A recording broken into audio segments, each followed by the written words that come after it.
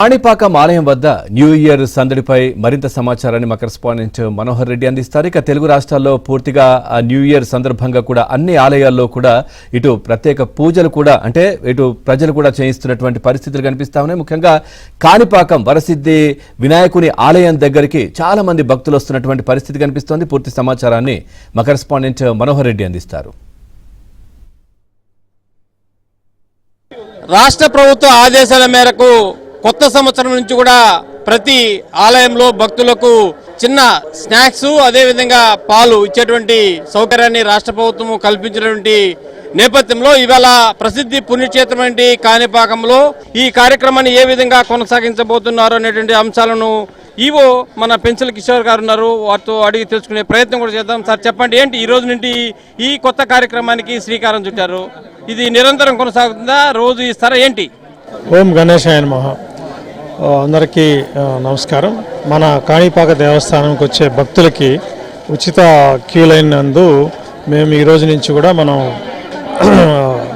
బాదం పాలు అదేవిధంగా బిస్కెట్లు పంపిణీ చేయడం జరుగుతుంది. సో ముఖ్యంగా ఈ సీజన్లో అయ్యప్ప స్వాములు అదేవిధంగా ఓం శక్తికి మాల వేసే స్వాములు ఎక్కువగా మాకు వస్తున్నారు. వారు చాలా దూరం నుంచి ట్రావెల్ చేసి వస్తుంటున్నారు కాబట్టి ఎక్కువసేపు క్యూలో ఉంటే వాళ్ళు కొంత అసహనానికి కూడా గురవుతున్నారు. సో దాన్ని ఉద్దేశించి మనం అదనంగా అంటే మనం పులిహార పొంగలి లాంటివి కాకుండా వాళ్ళకి పాలు అదేవిధంగా బిస్కెట్ కూడా పంపిణీ చేయాలని అనుకుంటున్నాం. సో దీనికి ప్రయోగాత్మకంగా ఈరోజు మొదలుపెట్టాం. సో దీన్ని భక్తుల దగ్గర నుంచి ఫీడ్బ్యాక్ తీసుకొని కంటిన్యూస్ కూడా పెట్టడానికి మనం ఆలోచిస్తున్నాం. ఈరోజు సుమారుగా ఒక 50,000 మంది వచ్చేలా ఉన్నారు. సో ఇది కంటిన్యూస్గా జరుగుతూ ఉంటుంది. మరి ఎంతవరకు ఈవినింగ్ 10 వరకు కూడా చేయాలని ఆలోచిస్తున్నాం. మనకి అందుబాటులో సరుకులు అదేవిధంగా మ్యాన్ పవర్ కూడా పెట్టుకొని ఉన్నాం. పాలు అదేవిధంగా బిస్కెట్లు కూడా పంపిణీ చేస్తూ ఉన్నాం. ఇప్పుడు ఈ న్యూ ఇయర్ సందర్భంగా ఇక్కడ ఏర్పాట్లు భక్తులకు ఏ విధంగా మీరు కల్పిస్తున్నారు, ఏంటి?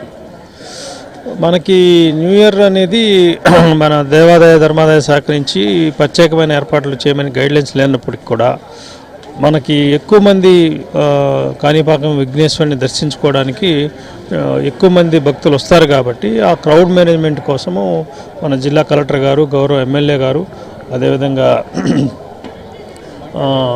ఎస్పీ గారు అందరూ కూడా వచ్చి ఇక్కడ ఏర్పాట్లని పరిశీలించి భక్తులకు అసౌకర్యం కలగకుండా దైవ దర్శనం త్వరితగతిన జరిగేలా ఏర్పాట్లు తీసుకోమన్నారు. అందువల్ల మనం ఎక్స్ట్రా ఎఫర్ట్స్ పెట్టి ఈ ఏర్పాట్లన్నీ చేస్తున్నాం.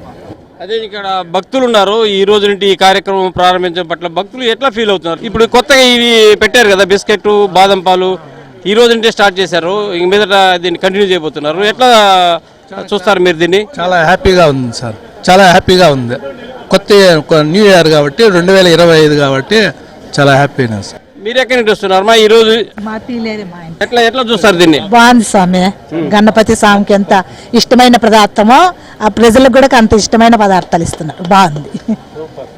ఇది మొత్తానికి కాణిపాక ఆలయంలో ఈవేళ కొత్తగా వచ్చేటువంటి భక్తుల కోసం అంటే సాధారణ క్యూలైన్లో వచ్చేటువంటి భక్తులు చాలా ఇబ్బందులకు గురవుతున్నటువంటి నేపథ్యంలో వారికి ఒక చిన్నపాటి స్నాక్స్ కావచ్చు, అదేవిధంగా వేడివేడిగా బాదం పాలిస్తే కొంచెం ఆరోగ్యంగా ఉంటారు, వారు క్యూలైన్లో వెళ్ళి స్వామివారిని దర్శించుకుంటారనేటువంటి ఒక ప్రధానమైన ఉద్దేశంతో ఈవేళ ఆలయ అధికారులు ఈ వినూత్న కార్యక్రమానికి శ్రీకారం చుట్టినటువంటి పరిస్థితి. భక్తుల నుంచి వచ్చేటువంటి ఫీడ్బ్యాక్ ఆధారంగా దీన్ని కంటిన్యూ చేయాలా వద్దా అనేటువంటి అంశాలు కూడా పరిగణిస్తామనేటువంటి ఒక విషయాన్ని కూడా ఇవాళ ఆలయ అధికారులు స్పష్టం చేస్తున్నారు. వీడియో జర్నలిస్ట్ మహేష్తో కలిసి మనోహర్ రెడ్డి, ఏబీఎన్ ఆంధ్రజ్యోతి.